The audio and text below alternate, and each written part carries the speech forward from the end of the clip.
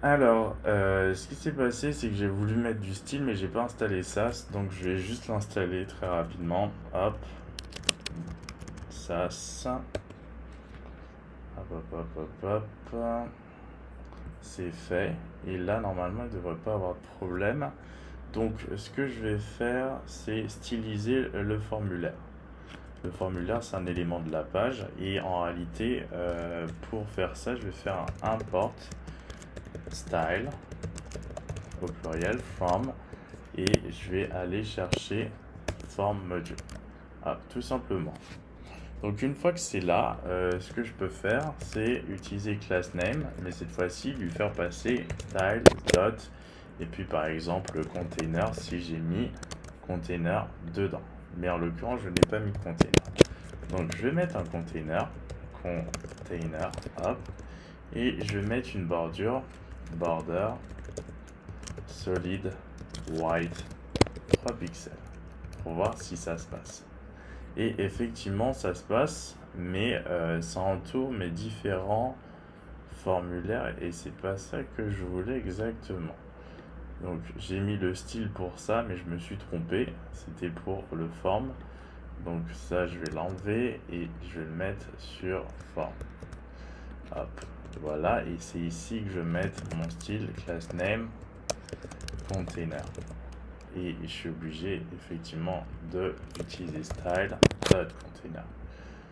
Hop, tout simplement. Donc évidemment, ça me pourrait mettre potentiellement un message d'erreur. Parce que effectivement là, ça ne sait plus où c'est, mais je vais créer aussi un container pour le fichier input. Donc là, je vais faire form input.jsx. Hop, à la forme input.scss. Donc voilà. Container border solid. Ah non, je vais mettre une bordure aussi, border solid white 2 pixels ou 3 pixels, ok. Et là, je vais mettre mon import styles from, et là, je vais piocher au niveau du form input, donc je le vois pas encore, form. Allez, j'ai oublié module. Il faut mettre ce mot-là, sinon ça fonctionne pas du tout. Il faut que ce soit un module. Module. Hop. Et là, ça va me le proposer. Form.module.scss. Comme ça, au moins, vous voyez ce qui se passe. Alors, normalement, ça doit fonctionner. Donc, ça fonctionne maintenant. Et ce que je veux, c'est mettre ça au milieu. Et le truc, c'est que ce qui gère ça, c'est cette page-là. Homepage. Et donc, je vais aller chercher effectivement à écrire aussi un fichier de module pour ça. Home.module.scss. Hop. On met un container. Hop. Display flex.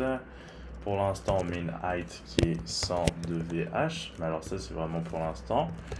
Une bordure solide white 5 pixels, juste pour qu'on voit bien. Un display flex align item center et justify content center. Là, on a vraiment tout. Ensuite, on va brancher notre fichier CSS à ce qu'on a écrit. Style from up, up, up et home module. Donc ça, c'est fait. Et le style va s'appliquer une fois qu'on aura mis, au lieu de ça, container. Style.container. C'est parti. Donc maintenant, notre formulaire est au milieu de la page et c'est plutôt cool. Je vais plutôt gérer non pas la taille des inputs, mais la taille du formulaire pour qu'ensuite les inputs s'adaptent. Donc les inputs, déjà, si on regarde ici, ça c'est le conteneur des inputs, mais c'est pas les inputs. L'input dans le container, on va mettre une width de 100% avec un padding de 10 pixels en haut, mais rien là, pardon. Ensuite, le E-side, on va lui donner une taille fixe, height de 50 pixels maximum, mais au moins ça va pas bouger. Border solid red 3 pixels, juste pour que je puisse le voir. C'est très bien. Alors, on va donc maintenant jouer sur le formulaire. Donc on va ici, c'est bien le formulaire, on va lui donner une taille fixe également. On va lui mettre une width de 400 pixels. Hop, donc là ça me paraît un peu plus correct. Comme vous pouvez le voir, là les inputs par défaut, enfin les backgrounds par défaut des inputs sont blancs. Moi ça me gêne pas du tout, c'est juste la partie qui ne l'est pas. Donc formulaire, finalement je vais lui filer un background color white, pour tout le formulaire. Comme ça effectivement même la partie erreur l'est. Erreur, par contre j'ai envie de décaler ça, c'est un peu collé quand même. Alors est-ce que je décale ou est-ce que je mets un padding autour du formulaire? Donc on va faire potentiellement ça, un padding de 20 pixels autour du formulaire. C'est plutôt bien. Ensuite j'ai l'impression que là il y a des dépassements à ce niveau là, ça m'intrigue. La section on va la regarder, on va être ici, section border solid white, on le voit pas, c'est peut-être en réalité le solid white qui fait que, alors non, il y a des dépassements. Donc on va mettre un display flex, flex direction colon. Il y a toujours un dépassement avec l'input. Est-ce que c'est l'input de 100%? Non, flex. On va l'enlever, la bordure. Hop.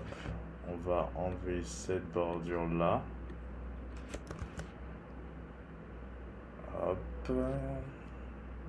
Ça me semble bien. Ensuite, pour le formulaire, on va lui mettre une bordure parce qu'il faut que je vois quand même ses limites. Pour ça semble bon. Hop, on va laisser effectivement, mais sauf qu'on va mettre, à mon sens, pour les inputs, on va mettre potentiellement une indentation de texte indent de 10 pixels. Hop, donc ça c'est pas mal. Et là il manque plus que à masquer cette partie là, mais c'est pour ça que j'ai voulu mettre une valeur certaine, absolue, parce qu'en fait je veux que ça apparaisse si jamais il y a une erreur.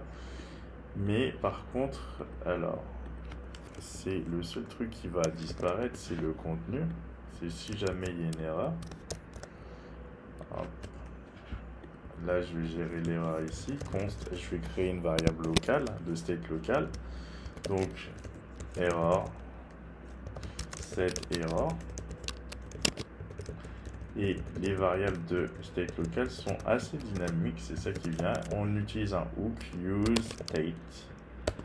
Hop, et par défaut, false. Donc, si error, alors tu me fais apparaître ça, mais sinon, non. Et en l'occurrence, c'est pas ce que je voulais faire, c'est ça.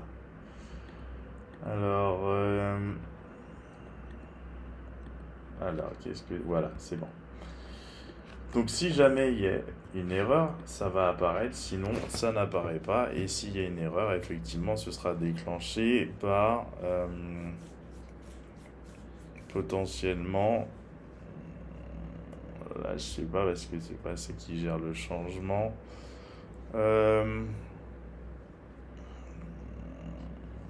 Je sais pas.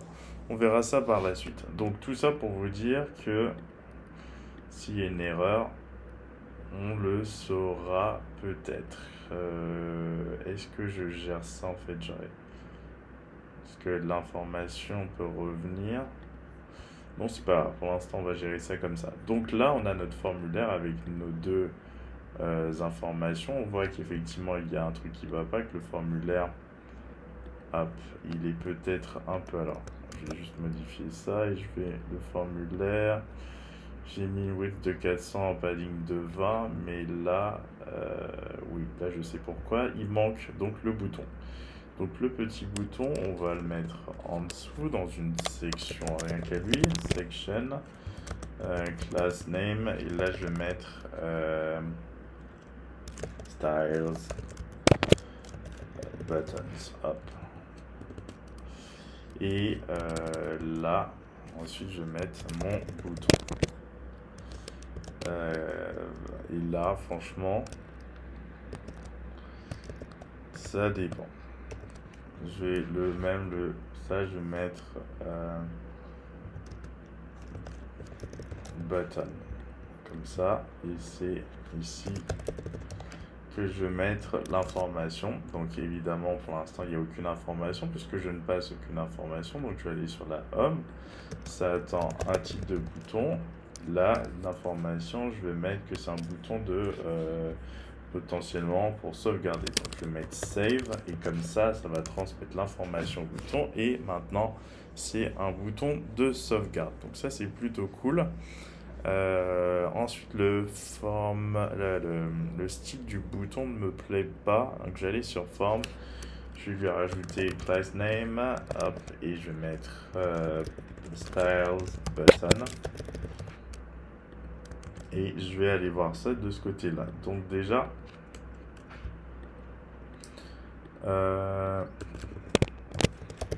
buttons, hop, border solid, green, 2 pixels pour voir de quoi il est question. Donc ça se voit pas, ok. Qu'est-ce qui se passe? Voilà, c'est bon, ça se voit maintenant. Le bouton, il est pas assez grand, donc à l'intérieur, button, je vais effectivement changer ces petites affaires, donc 8 de P et là 20. Je vais mettre une font weight bold, même. Je vais mettre background color, je vais mettre gray, color white. Hop, donc ça c'est déjà pas mal. Ensuite, border, je déteste, j'ai enlevé none. Par contre, opacity 0.7, mais lorsque tu ouvres, on va mettre un curseur pointeur déjà et tu vas changer d'opacité. Opacity, tu vas passer à 1. Donc voilà, donc si on ouvre, ça passe à 1 et ça fait toujours cet effet de bouton. Le bouton, je vais peut-être pouvoir le mettre au milieu, donc je vais mettre Align Self Center, donc ça fonctionne pas parce que button c'est un peu en display flex. D'ailleurs en fait je n'ai même pas besoin de mettre Align Center, si je vais mettre width de 100%, hop, donc là c'est bien, et hop, et là, Align Item Center, je vais mettre plutôt sur le bouton Align Item Center. Ça, normalement, le bouton va être centré. Et Justify Content Center. Hop, c'est bon. Donc, notre petit bouton est bien là où il est. On peut enlever ça. On peut même enlever ce truc-là. On peut peut-être mettre un box shadowing white, 2 pixels, 2 pixels, 2 pixels. On va voir ce que ça va donner. Alors j'aurais peut-être mis white ici plutôt. J'ai rajouté. Ah, c'était là, j'ai vu quelque chose. Ouais, sauf que c'est peut-être pas assez, on va mettre 10. Ah oui, ok, ça se fait trop. Trop, et ça fait un peu Casper, donc on va pas le mettre. Tant pis. Juste peut-être un box shadow black, ça pourrait le faire. Et on va mettre du 0, 0, 2 pixels, 0. Alors peut-être que j'aurais dû mettre du 20. Ça se voit pas trop non plus. On va mettre 0, mais on va mettre par exemple 20 ici. Ok. C'est un peu beaucoup quand même. Mais ça fait effectivement assez bonne présentation.